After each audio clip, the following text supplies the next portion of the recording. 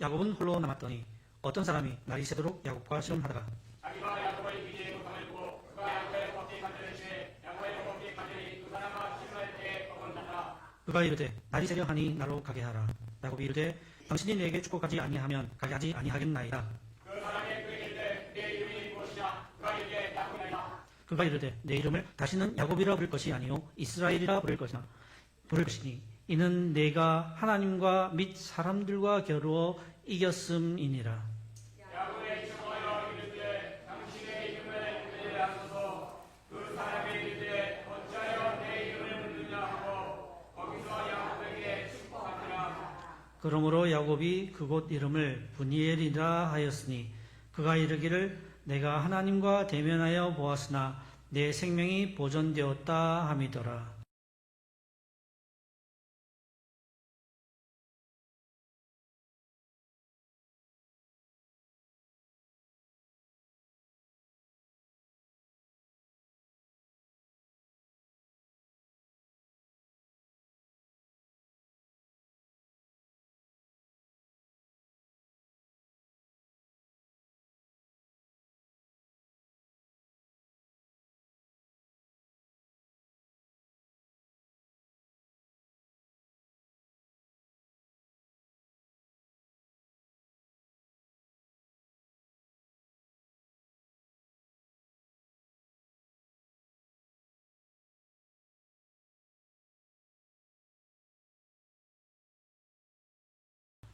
그가 불예를 지날 때에 해가 돋았고 그의 허벅다리로 말미암아 절었더라. 아멘. 복음서 말씀은 누가복음 제18장 1절로 8절까지 말씀입니다. 제가 받들어 읽겠습니다. 예수께서 그들에게 항상 기도하고 낙심하지 말아야 할 것을 비유로 말씀하여 이르시되 어떤 도시에 하나님을 두려워하지 않고 사람을 무시하는 한 재판장이 있는데 그 도시에 한 과부가 있어 자주 그에게 가서 내 원수에 대한 나의 원한을 풀어주소서 하되 그가 얼마 동안 듣지 아니하다가 후에 속으로 생각하되 내가 하나님을 두려워하지 않고 사람을 무시하나 이 과부가 나를 번거롭게 하니 내가 그 원한을 풀어주리라. 그렇지 않으면 늘 와서 나를 괴롭게 하리라 하였느니라. 주께서 또 이르시되 불의한 재판장이 말한 것을 들으라. 하물며 하나님께서 그 밤낮 부르짖는 택하신 자들의 원한을 풀어주지 아니하시겠느냐? 그들에게 오래 참으시겠느냐? 내가 너희에게 이르노니 속히 그 원한을 풀어주시리라. 그러나 인자가 올 때에 세상에서 믿음을 보겠느냐 하시니라. 아멘.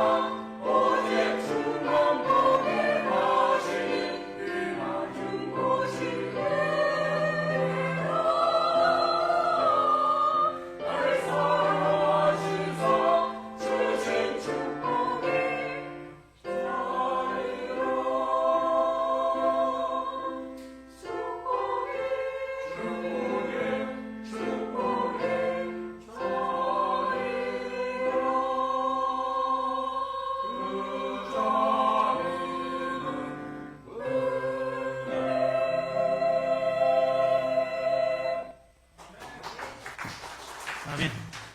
이 낮은 곳이 은혜입니다. 오늘 찬양과 함께 우리가 하나님께 경배드립니다. 먼저 기도드리겠습니다. 오 주님, 지금 이곳에서 우리 고요 가운데서 말씀하시옵소서. 주님의 말씀을 갈망하는 우리에게 말씀하시옵소서. 우리 마음의 눈을 밝히사 하나님을 경배할 때 우리로 하여금 주님의 말씀을 듣고 깨달아 알며 행하게 하옵소서. 예수님의 이름으로 기도드립니다. 아멘. 사랑하는 성도 여러분, 우리가 살아가는 이 세상에는 불의가 득세하고 정말 거짓이 진실을 덮는 일들이 너무나 많이 일어나고 있습니다. 그래서 어떨 때는 너무 답답해서 하나님 왜 가만히 계십니까? 이런 한숨이 절로 나옵니다. 예수님과 동행했던 제자 야고보와 요한도 그러했습니다. 예수님을 사마리아 사람들이 거절하니 예수님께 이렇게 요청합니다. 우리가 불을 명하여 하늘로부터 내려 그들을 멸하라 하기를 원하시나이까? 답답해서 하는 말이죠. 그들의 마음은 뜨거웠습니다. 그러나 그 안에는 주님의 뜻을 묻는 겸손함은 없었습니다. 우리도 솔직히 그 마음을 어느 정도는 이해합니다. 속이 부글부글 끓을 때 하나님이 침묵하시는 것처럼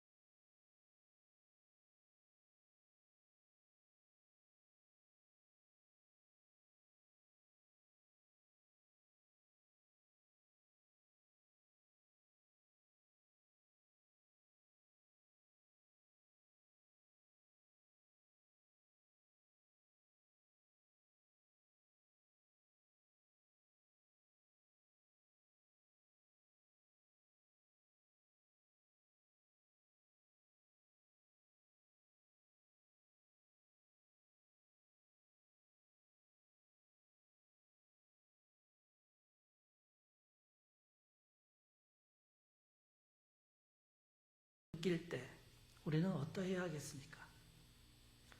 어떤 집사님이 저에게 그런 질문을 하셨습니다. 오랫동안 기도하시고 매일 기도하시는, 기도 참 많이 하시는 집사님이신데 언제까지 제가 기도해야 하겠습니까? 들어주실 때까지 하면 됩니까? 들어주시는 것 아닙니다. 정말 우리가 하는 간구가 하나님의 뜻에 맞는지부터 먼저 하나님께 여쭈어야 합니다. 때로는 아무 일도 일어나지 않을 수도 있습니다. 그것은 네가 하는 그 간구가 과연 하나님의 뜻에 맞는지 다시 한번 생각해 보라는 하나님의 응답일 수도 있습니다. 그리고 그것이 하나님의 뜻이라 확신이 되면 그때는 간절히 기도해야 하겠습니다. 이게 저의 대답이었습니다. 우리의 뜻은 종종 아버지의 뜻과 다르기 쉽습니다. 그래서 우리가 기도해야 할 것은 예수님의 겟세마네 기도입니다. 많은 기도를 하셨지만 중요한 것은 내 원대로 마시옵고 내 원대로 마시옵고 아버지의 원대로 되기를 원하나이다 하는 기도였습니다. 오늘 야곱의 이야기와 또 한 과부의 이야기는 우리에게 기도와 관련한 좋은 교훈을 줍니다. 먼저 결론부터 말씀드립니다. 포기하지 말고 기도하라.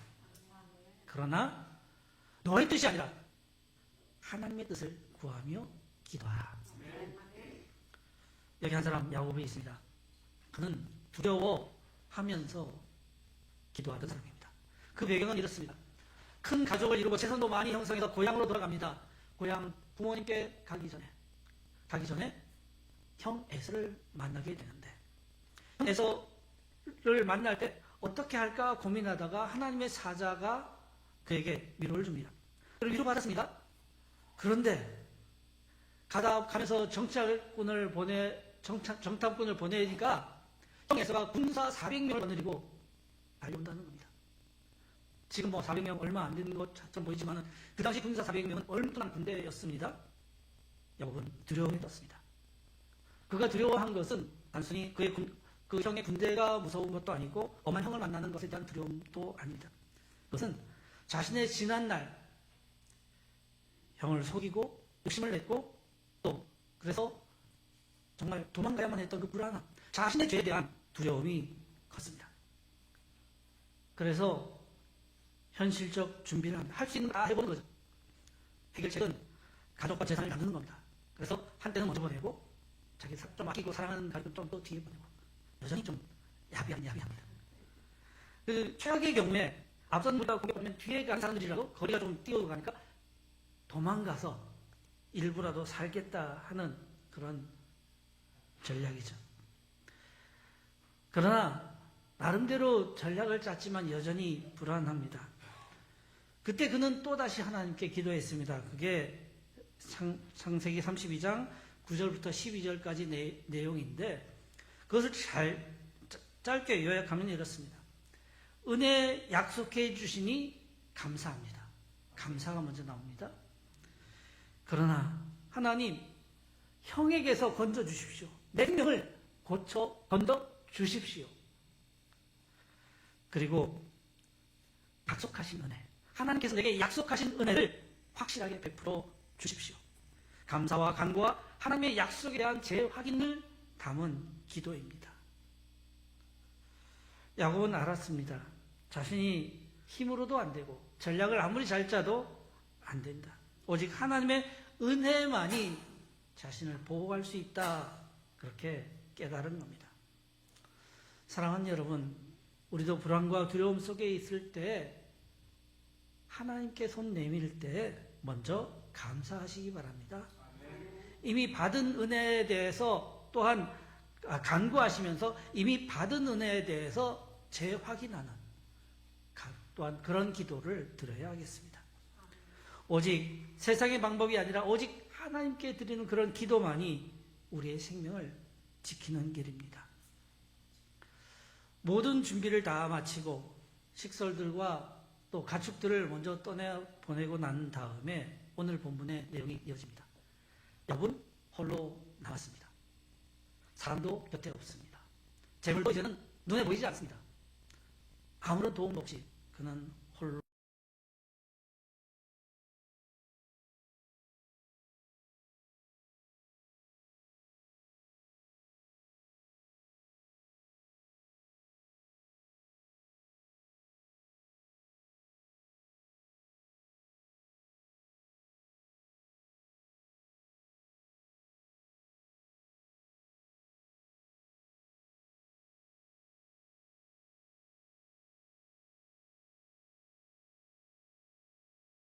합니다.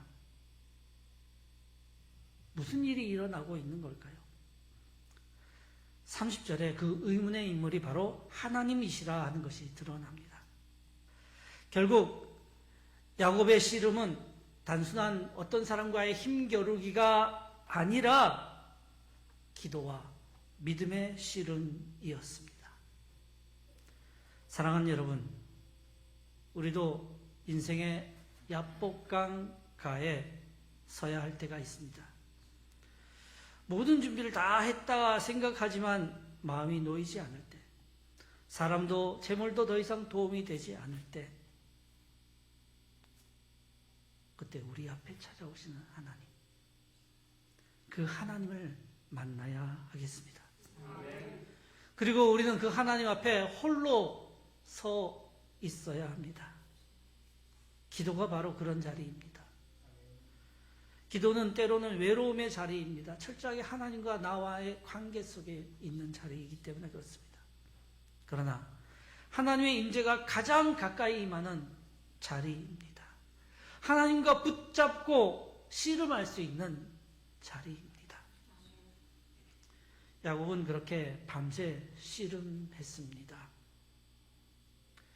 처음에는 야곱이 형을 어떻게 하면 설득해볼까? 형의 마음에 들어볼까? 또 안 되면 좀 내 재산 조금 내 가족 일부라도 좀 살릴 수 있을까 그런 고민하던 사람이었습니다. 그런데 그 밤 그는 결국 자신 앞에 찾아오신 하나님을 붙들었습니다. 그가 바라보는 방향이 바뀐 겁니다.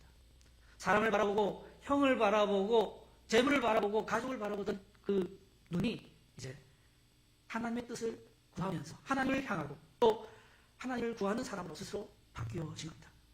그 밤은 그렇게 그의 인생이 변화하는 순간이었습니다. 그는 붙잡고 또 붙잡았습니다. 뭐라 합니까? 나를 가게 하라니 26절에 당신이 내게 축복하지 아니하면 놓지 않겠습니다. 야곱의 시름이 그의 간절한 기도라는 사실을 드러내는 말씀입니다. 이때 하나님은 그 시름 속에서 야곱의 이름을 바꾸어 주셨습니다. 너는 야곱이 아니라 이스라엘이라 하리라. 이는 내가 하나님과 겨루어 이겼음이니라.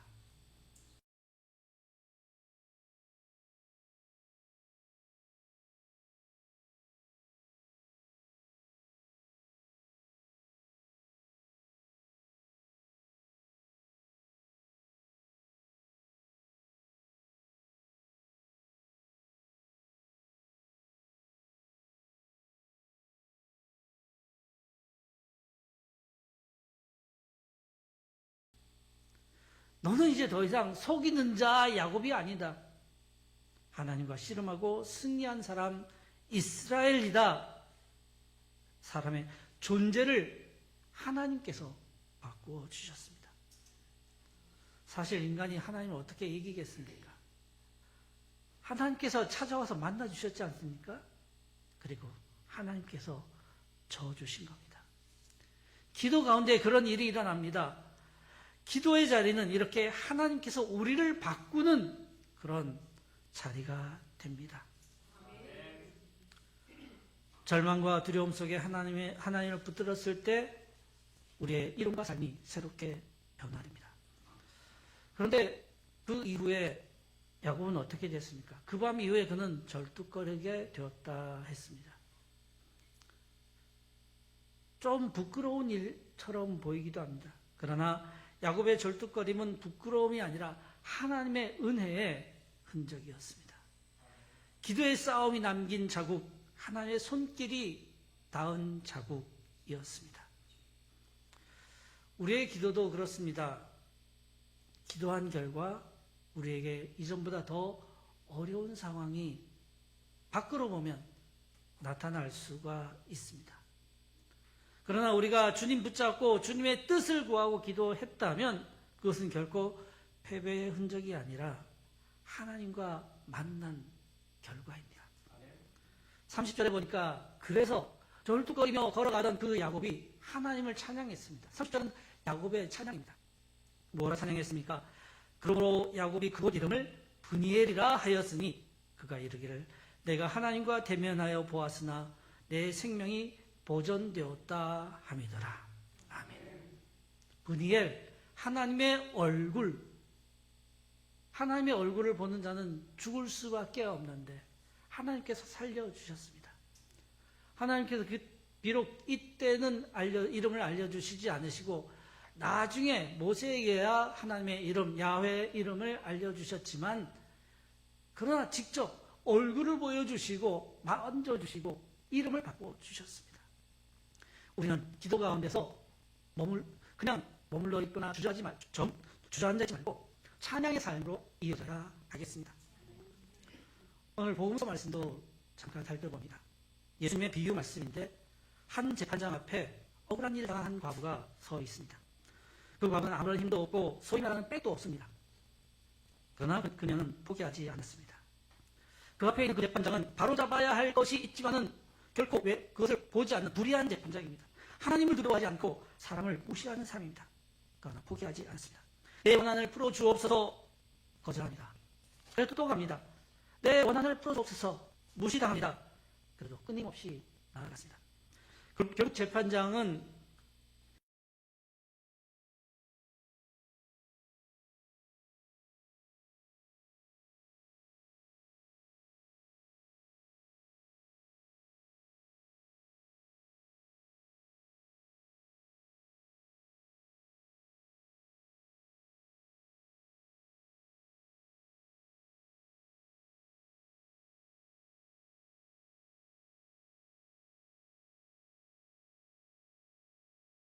이 과부가 나를 번거롭게 하니 이제 바로 잡아줄게. 원한을 풀어줄게. 이에 대해서 예수님은 말씀하십니다. 하물며 하나님께서 밤낮 부르짖는 택하신 자들의 원한을 풀어주지 아니하시겠느냐. 하나님은 우리의 간구를 들으십니다. 그러나 한마디 더 붙이십니다. 더 깊이 보십니다. 8절 말씀을 보니까 속히 그 원한을 풀어주시리라. 그러나 인자가 올 때에 세상에서 믿음을 보겠느냐. 예수님은 질문하십니다. 무조건 간구한다고 다 되는 것 아니지 않겠느냐. 믿음을 가져야 되고 하나님의 뜻을 구해야 하지 않겠느냐. 하나님의 뜻을 향한 믿음을 우리가 갖고 있는지 다시금 돌아보라. 그렇게 끈질긴 기도에 더하여서 하나님의 뜻을 구하는 기도가 참된 기도다 가르쳐 주셨습니다. 기도는 포기하지 않는 믿음입니다. 그러나 무엇을 포기하지 않아야 합니까? 내 욕심, 내 갈망을 포기하지 않는 것이 아니라 하나님의 뜻을 붙잡는 끈기 있는 기도여야 하겠습니다. 하나님의 뜻, 하나님의 얼굴, 브니엘, 하나님의 얼굴을 구하는 끈기 있는 기도여야 하겠습니다. 사랑하는 성도 여러분, 여러분은 지금 하나님께서 물으십니다. 너는 무엇을 붙들고 있느냐? 야곱은 형의 분노를 두려워했지만 형을 붙들고 실험한 것이 아닙니다. 하나님을 붙들었습니다.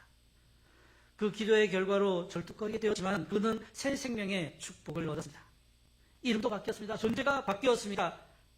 하나님과 겨루어 이긴 자 이스라엘, 하나님을 붙든 자이고 하나님께 붙들린 바 된다라는 의미입니다. 때로 그 과거의 경우처럼 한참 동안 아무 일도 일어나지 않을 수도 있습니다. 더 어려워질 수도 있죠. 그러나 그때야말로 하나님께서 나를 뭔가 고쳐주시는 시간이다 생각하시면 됩니다. 기도는 환경을 바꾸기 전에 우리 자신을 바꾸는 시간입니다. 우리가 기도하는 가운데서 우리의 욕심이 벗겨지고 하나님의 뜻이 더 분명해진다. 야곱 이스라엘로 바뀌었듯 기도하는 가운데 우리가 변하게 됩니다. 사랑하는 여러분, 기도는 될 때까지 하는 것 아니라, 떼쓰는 게 아니라 하나님의 뜻이 드러날 때까지 인내하는 것입니다. 그 뜻을 붙들고 기도하며 인내할 때 하나님께서 우리 인생을 이끌어 주십니다. 분이엘, 하나님의 얼굴이 명하게 된 그곳에서 야곱을 만나주신 하나님. 그가 돌아갈 때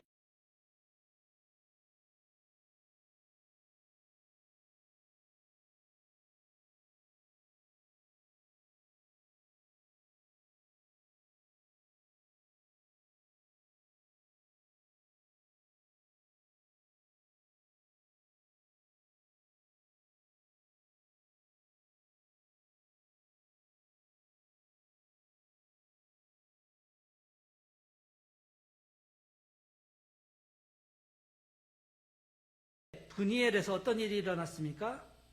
31절에 보니까 떠오르는 해가 야곱을 비추었습니다.